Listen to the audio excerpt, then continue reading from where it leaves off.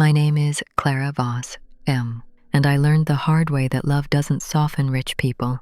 It just exposes how much they value control over connection. 6 months ago, on my wedding day, my father, Victor Voss, CEO of Voss Investments, a $600 million enterprise, stood at the end of the aisle, handed me a voided check for $25,000, wedding funding, and said, "You're no longer part of the Voss estate. Don't contact me again." I was 28 years old, wearing a 1200 dress, paid for with my own architecture firm's salary, married to Elliot Shaw, a man who ran a small construction company that built affordable housing for low-income families. The guests gasped. My mother looked at her shoes. My little sister Lila, 19, texted me later that night to say she was sorry she didn't speak up. Dad didn't see Elliot as a son-in-law. He saw a threat to his legacy. A man who didn't care about quarterly profits or social status. A man who loved me for me, not for the Voss name or the trust fund I was set to inherit. To understand why he'd humiliate me in front of 200 people, you have to know how he raised me. After my mom died of cancer when I was 16, he turned grief into a work ethic. He didn't raise a daughter, he trained an intern.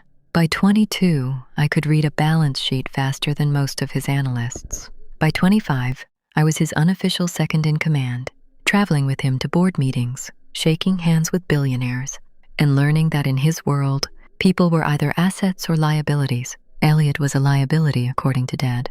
Our first dinner was an interrogation. What's your net worth? What's your 5-year growth plan?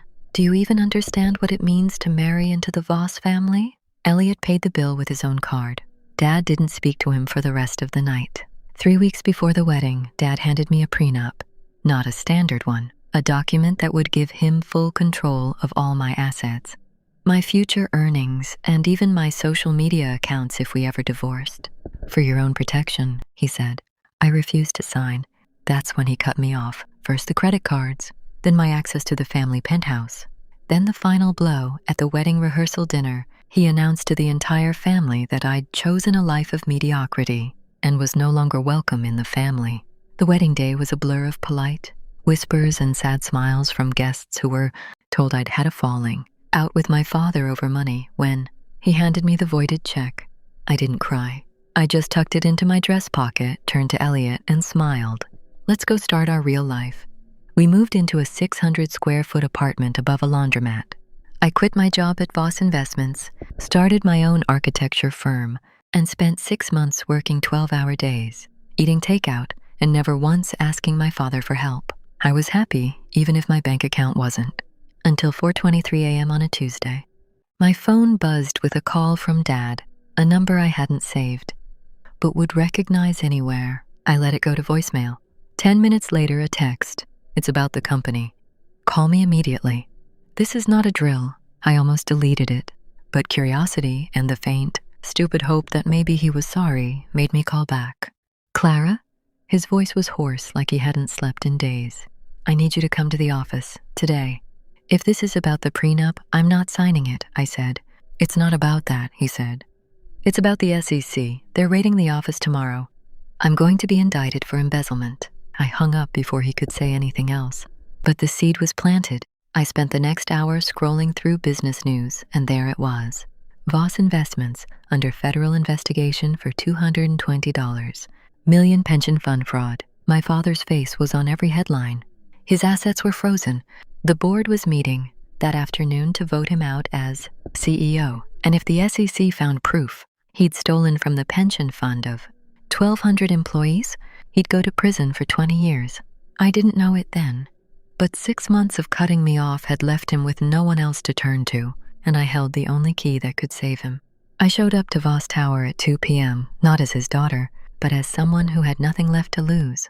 The security guard at the front desk didn't even ask for ID. He knew who I was. Everyone did. The disowned Voss heiress had become a local gossip staple. The elevator ride to the 40th floor was silent. My heels clicked against the marble loud enough to echo. When I walked into his office, he was sitting behind his desk, head in his hands, no silk suit, no cologne, just a wrinkled dress shirt and the kind of exhaustion you can't fake. The framed photos of us, me at my graduation, me at my first board meeting, were gone. The only thing left on his desk was a half-empty glass of scotch and a stack of legal papers. You came, he said, not looking up. You said it was urgent. Sit down. He gestured to the chair across from him, the same one I'd sat in 1,000 times when I was his assistant. I didn't sit. I'm not here to sign anything. And I'm not here to beg you to take me back. He finally looked up. His eyes were red-rimmed, the sharp, calculating edge I'd known my whole life gone, replaced by something raw and scared. I didn't embezzle that money, he said, voice cracking. Then why is the SEC investigating you? He slid a folder across the desk. Inside were bank statements, wire transfers, all traced back to a shell company he'd set up 10 years prior.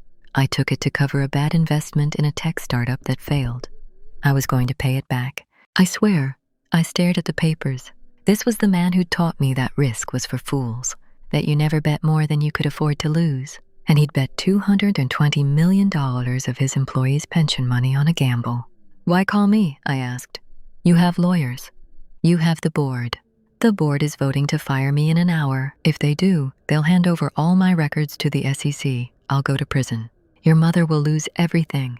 Lila will have no college fund. He paused, then said the thing I'd never thought I'd hear him say.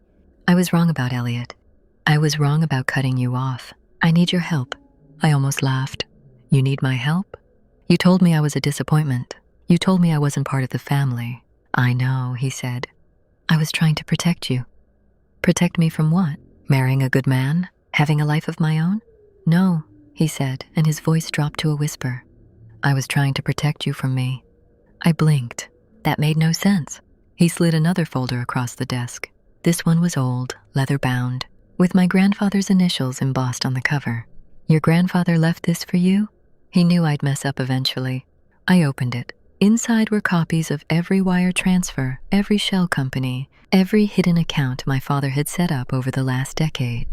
And at the bottom, a notarized letter from my grandfather, Henry Voss, who'd built Voss Investments from a small construction firm into the empire it was today.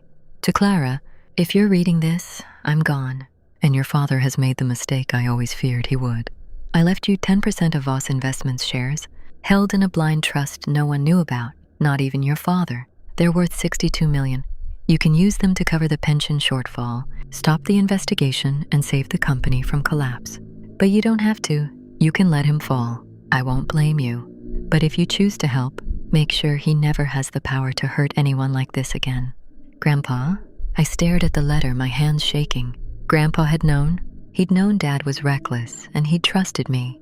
The daughter Dad had written off to fix it. You knew about this? I asked Dad. He nodded. I found out about the trust a month after the wedding. That's why I cut you off. I thought if I made you choose between me and Elliot, you'd pick him, and the shares would go to Lila instead. I didn't think you'd actually leave. I didn't think you'd be happy.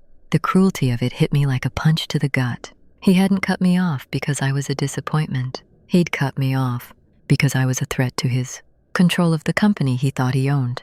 And now, when he was about to lose everything, he thought he could just call me and I'd come running. The board is meeting in 30 minutes, he said. If you don't give me those shares, they'll vote me out. The SEC will indict me, and everything your grandfather built will be destroyed. The pension fund for 1,200 people will be gone.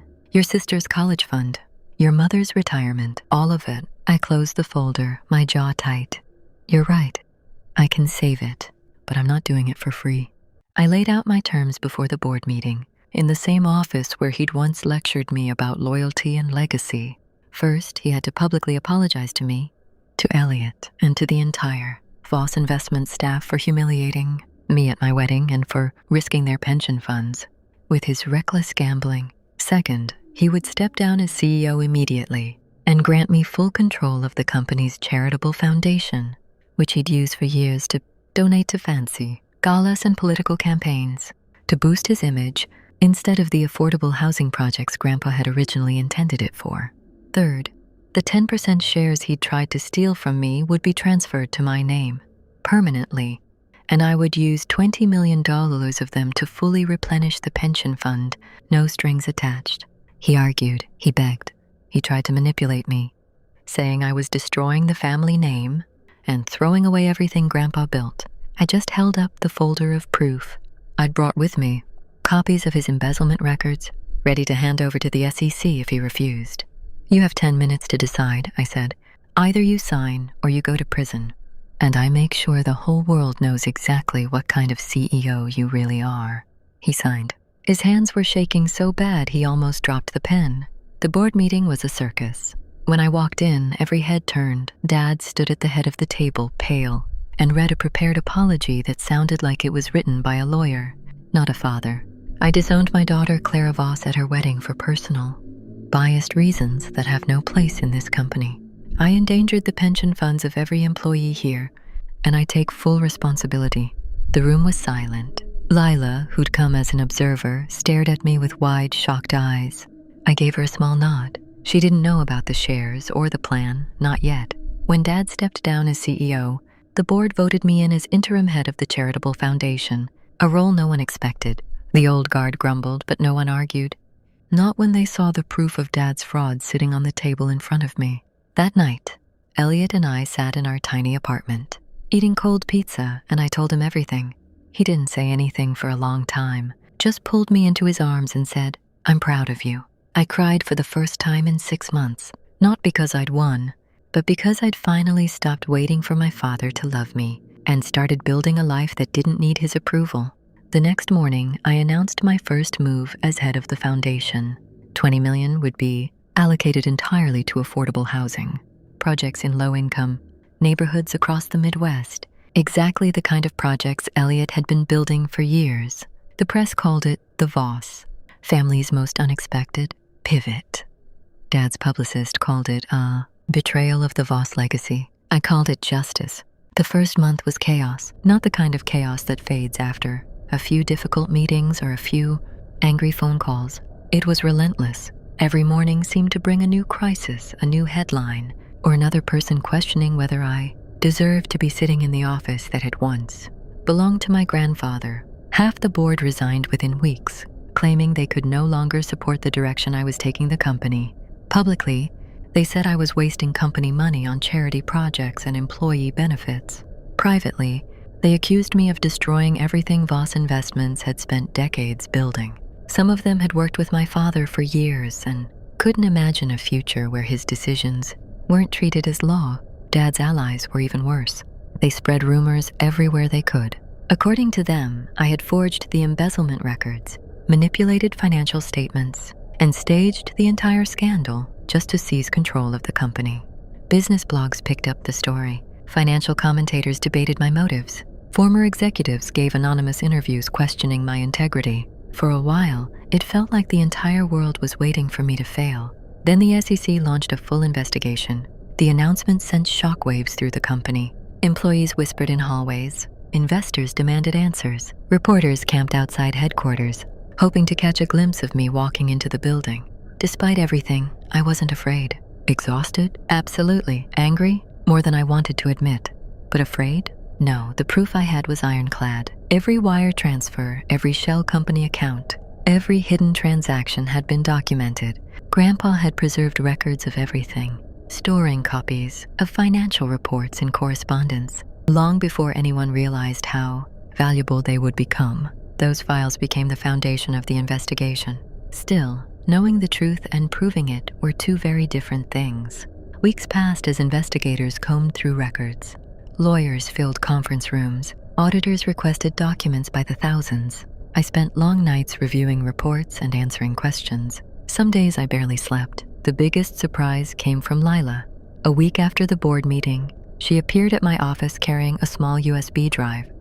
She looked nervous, standing in the doorway as though she wasn't sure whether she should enter. "Do you have a minute?" she asked quietly. I nodded and motioned for her to sit. She didn't.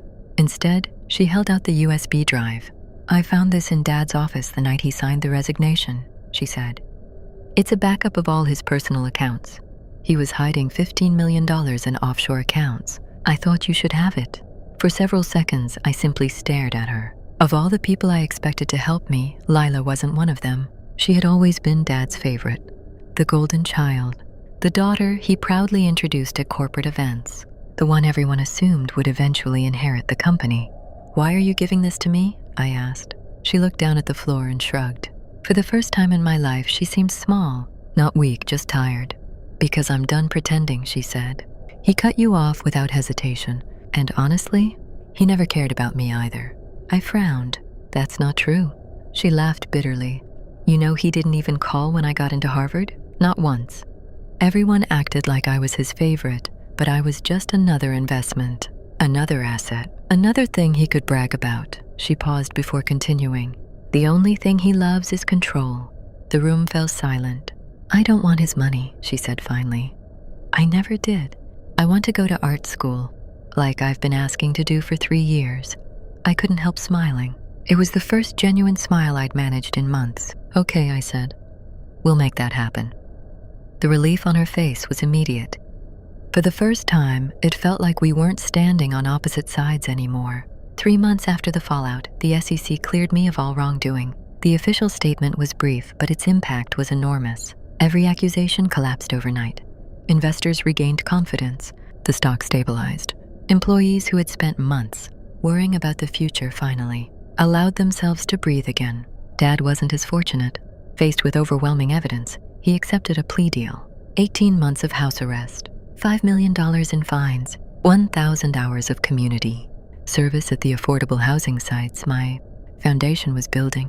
When I first heard the terms, I wasn't sure how to feel. Part of me wanted to celebrate. Another part simply felt sad. This was the man who had spent years teaching me about leadership, discipline, and success. Watching him become the very thing he claimed to hate felt less like victory and more like watching a building collapse in slow motion. He never really apologized. Not properly. One evening, months later, my phone buzzed. A single text message. I'm sorry, no explanation. No excuses. No attempt to justify what he'd done. Just 2 words. I stared at the screen for a long time before replying. I know, that was enough.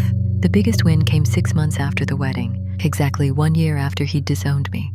The Voss Investments annual shareholder meeting was scheduled for October. The auditorium was packed. Shareholders filled every seat. Employees lined the walls. Journalists occupied the back rows. The atmosphere buzzed with anticipation. I stood backstage holding the same folder Grandpa had left me. The edges were worn now. The paper inside had yellowed with age. Yet somehow it still felt heavier than anything else I'd ever carried. When my name was announced, I walked onto the stage and stepped behind the podium. The room immediately fell silent. I looked across hundreds of faces and thought about everything that had happened over the previous year. The wedding, the betrayal, the investigation, the public humiliation, the endless battles. Then I opened the folder. Today, I began, we honor the vision this company was founded on. A giant screen. Behind me displayed photos of employees, retirees, and families whose lives had been shaped by the company. Effective immediately, 40% of our annual profits will be directed to the pension fund, ensuring that no employee will ever have to worry about retirement again. For a moment, there was complete silence. Then the room erupted. People stood. They cheered. They applauded. Some of the older employees were openly crying. The applause seemed to continue forever. In the back row sat Dad. As part of his plea agreement, he was required to attend. While everyone else celebrated, he remained seated. His head was lowered. His hands rested quietly in his lap. He didn't clap. After the meeting ended and the crowd began to disperse, I gathered my papers and stepped away from the podium. That's when he approached me. For a second, I barely recognized him. He looked older than he had a year earlier. Tired, smaller somehow. The confidence that once filled every room had disappeared. We stood facing each other in silence. Finally, he spoke. Your grandfather would be proud. I nodded. I know. He looked away briefly before meeting my eyes again. I'm glad you didn't let me ruin everything. There was regret in his voice. Maybe even shame. But there was also something else. Acceptance. For the first time, he seemed to understand that the company had never belonged to him. It belonged to the people who built it, the people who worked for it, the people Grandpa had always wanted to protect. I didn't answer. I didn't need to. Some apologies don't require forgiveness. Some lessons don't need explaining. And some endings speak for themselves. So I simply turned, walked toward the exit, and left him standing there as the applause from the auditorium echoed faintly through the halls. For the first time in a very long time, the future felt exactly the way Grandpa had promised it would. Bright. A year after the wedding, Elliot and I moved into a small house with a yard, the kind we joked about when we were eating ramen in our tiny apartment. Lila was in art school in Chicago, sending me photos of her sculptures and complaining about her rich kid classmates. The foundation had already built 12 affordable housing units, and we were breaking ground on a community center the next month. I still get messages from people asking if I'm still mad at my dad. I'm not mad. Mad takes too much energy. I've moved past anger into something calmer, understanding. Some people are incapable of loving anyone more than they love their own ego. My dad was one of them. That's not my fault. It's not my job to fix it. Grandpa's 10th death anniversary was last spring. I brought Elliot and Lila to his grave, left a bouquet of his favorite sunflowers, and told them the story of the folder he'd left me. He didn't leave me money because I was his favorite, I said. He left it to me because he knew I was the only one who wouldn't let it be wasted on ego trips and fancy cars. He left it to me because he knew I'd use it to help people. Lila smiled. He was the best. That night, we went to dinner at a small diner near the cemetery, the same one Grandpa used to take me to when I was a kid. The waitress still remembered him, brought us extra fries on the house, said he'd always tipped her 30% even when he was short on cash. Driving home, I thought about the voided check he'd handed me at my wedding. I'd kept it in a frame in my office. A reminder of the day I stopped asking for his approval and started building my own worth. It wasn't about revenge. Revenge is petty, temporary. This was about justice, not the kind that punishes, but the kind that heals. The next morning, I got a call from the SEC. They'd finished their full investigation, and all charges against me were dropped. Dad's plea deal was finalized. He would spend 18 months under house arrest, and the rest of his assets would be placed in a trust managed by the foundation, to be used exclusively for employee pensions and charitable giving. I hung up, walked into the office, and told Elliot and Lila the news. We opened a bottle of sparkling cider, toasted to Grandpa, and got back to work. 6 months after that, we held the grand opening of the community center. It had a library, a job training center, a free clinic, and a small park out back where kids could play. Dad showed up wearing a plain hoodie, no security, no entourage. He stood in the back, watched Lila give a speech about art therapy, and left without saying anything to me. After the crowd left, I found a note slipped under my office door. It was from him, written on plain paper, no letterhead. I always thought the legacy was about what you leave behind when you're gone. I was wrong. It's about what you build while you're still here. You did good, Clara. Dad. I didn't reply. I didn't need to. Some conversations don't need words. That night, Elliot and I sat on our porch, watching the sunset over the new housing complex we'd just finished building. Do you ever think about what would have happened if you'd signed the prenup? He asked. I shook my head. No, because if I had, I wouldn't be here. I wouldn't have you. I wouldn't have built this. He kissed my forehead. You always were the smartest person I knew. And he was right. My father taught me what not to be: controlling, cruel, obsessed with money over people. Grandpa taught me what to be: kind, fair, brave enough to stand up for what's right even when it's hard. Elliot taught me that love isn't a transaction. It's a choice. The Voss name used to mean wealth and power. Now it means affordable homes, art school scholarships, and a pension fund that 1,200 families can rely on. My father called my inheritance a joke. 6 months later, I turned that joke into the legacy Grandpa always wanted. And that's the best revenge of all.